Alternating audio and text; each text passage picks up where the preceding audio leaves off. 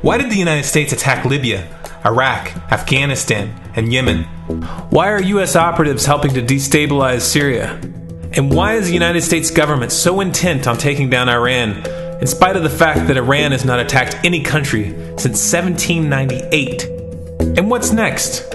What are we headed for? When you look at the current trajectory that we're on, it doesn't make any sense at all if you evaluate it based on what we're taught in school. And it doesn't make any sense if you base your worldview on the propaganda that the mainstream media tries to pass off as news. But it makes perfect sense once you know the real motives of the powers that be. In order to understand those motives, we first have to take a look at history. In 1945, the Bretton Woods Agreement established the dollar as the world reserve currency, which meant that international commodities were priced in dollars.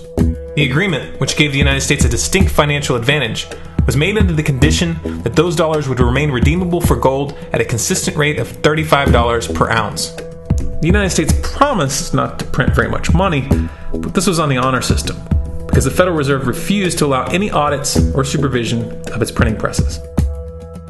In the years leading up to 1970, expenditures in the Vietnam War made it clear to many countries that the U.S. was printing far more money than it had in gold. And in response, they began to ask for their gold back. This, of course, set off a rapid decline in the value of the dollar. The situation climaxed in 1971 when France attempted to withdraw its gold and Nixon refused. On August 15th, he made the following announcement. I have directed the Secretary of the Treasury to take the action necessary to defend the dollar against the speculators. I have directed Secretary Connally to suspend temporarily the convertibility of the dollar into gold or other reserve assets, except in amounts and conditions determined to be in the interest of monetary stability and in the best interest of the United States. This was obviously not a temporary suspension, as he claimed, but rather a permanent default. And for the rest of the world who had entrusted the United States with their gold, it was outright theft. In 1973, President Nixon asked King Faisal of Saudi Arabia to accept only U.S. dollars as payment for oil and to invest any excess profits in U.S. Treasury bonds, notes, and bills. In return, Nixon offered military protection for Saudi oil fields. The same offer was extended to each of the world's key oil-producing countries, and by 1975, every member of OPEC had agreed to only sell their oil in U.S. dollars. The act of moving the dollar off of gold and tying it to foreign oil instantly forced every oil-importing country in the world to start maintaining a constant supply of Federal Reserve paper. And in order to get that paper, they would have to send real physical goods to America. This was the birth of the petrodollar. Paper went out, everything America needed came in, and the United States got very, very rich as a result. It was the largest financial con in recorded history.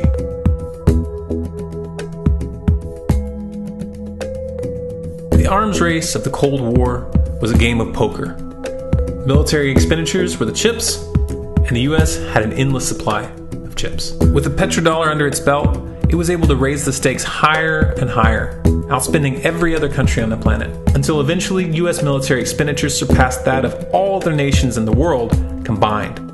The Soviet Union never had a chance. The collapse of the communist bloc in 1991 removed the last counterbalance to American military might. The United States was now an undisputed superpower with no rival.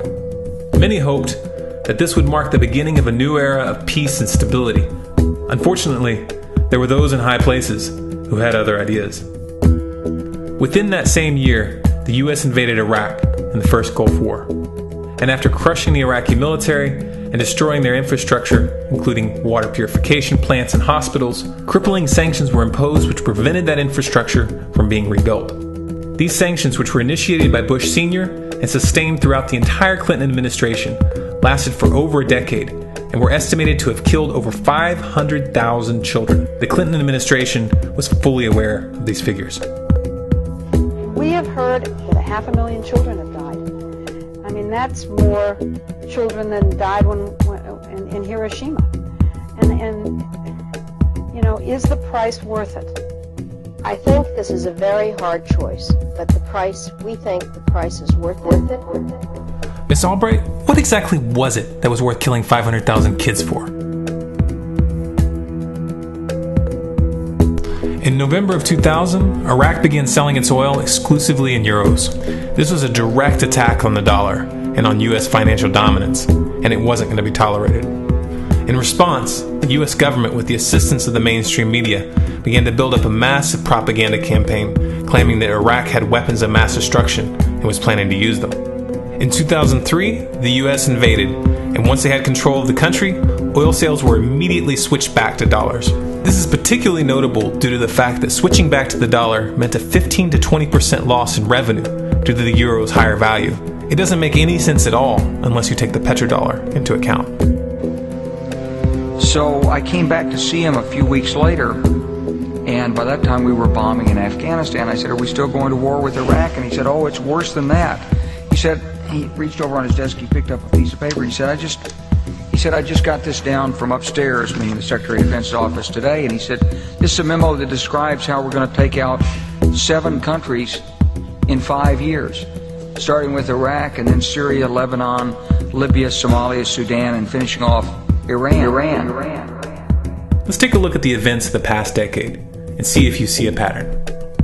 In Libya, Gaddafi was in the process of organizing a bloc of African countries to create a gold-based currency called the dinar, which they intended to use to replace the dollar in that region. US and NATO forces helped destabilize and topple the Libyan government in 2011, and after taking control of the region, US armed rebels executed Gaddafi in cold blood and immediately set up the Libyan Central Bank. Iran has been actively campaigning to pull oil sales off of the dollar for some time now, and it has recently secured agreements to begin trading its oil in exchange for gold. In response, the US government, with mainstream media assistance, has been attempting to build international support for military strikes on the pretext of preventing Iran from building a nuclear weapon.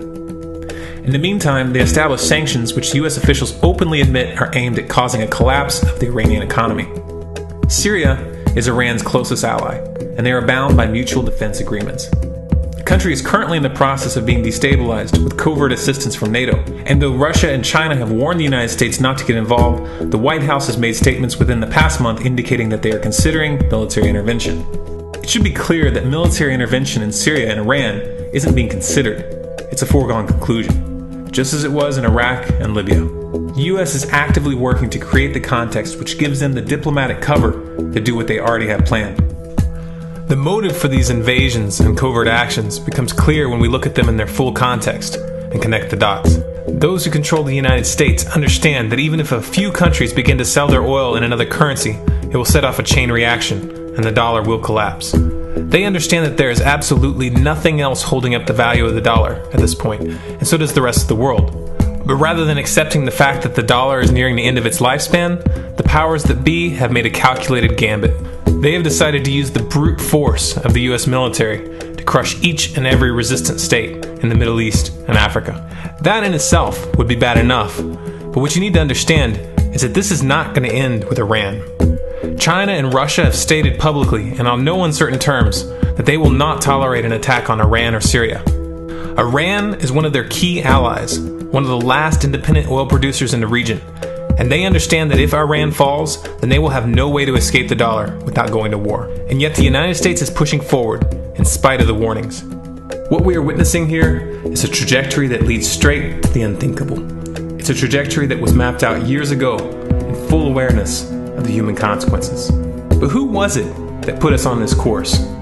What kind of psychopath is willing to intentionally set off a global conflict that will lead to millions of deaths just to protect the value of a paper currency? It obviously isn't the president. The decision to invade Libya, Syria, and Iran was made long before Obama had risen to the national spotlight. And yet, he's carrying out his duty just like the puppets that preceded him. So who is it that pulls the strings?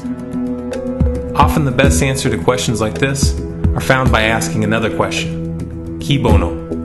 Who benefits?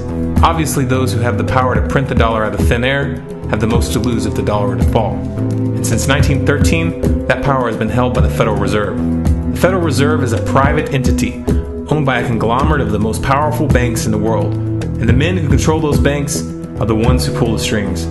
To them, this is just a game. Your life and the lives of those you love are just pawns on their chessboard. And like a spoiled 4-year-old who tips the board onto the floor when they start to lose, the powers that be are willing to start World War III to keep control of the global financial system.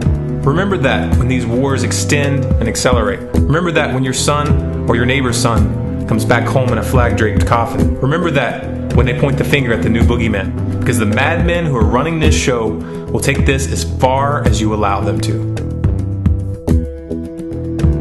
So how much time do we have left? It's a question I hear constantly, but it's the wrong question. Asking how much time we have left is a passive posture. It's the attitude of a prisoner who's waiting to be taken out to a ditch and shot in the back of the head.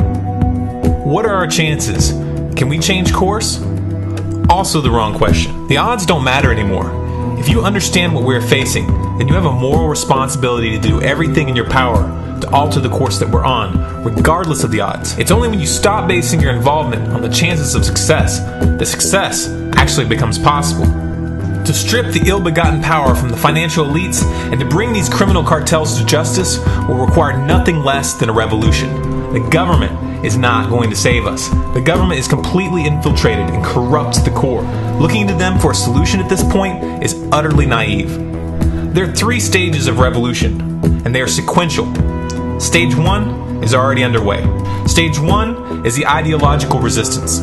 In this stage, we have to actively work to wake up as many people as possible about what is happening and the direction we're headed. All revolutions originate from a shift in the mindset of the population, and no other meaningful resistance is possible without it. Success in this stage of the game can be measured by the contagion of ideas. When an idea reaches critical mass, it begins to spread on its own and seeps into all levels of society. In order to achieve that contagion, we need more people in this fight.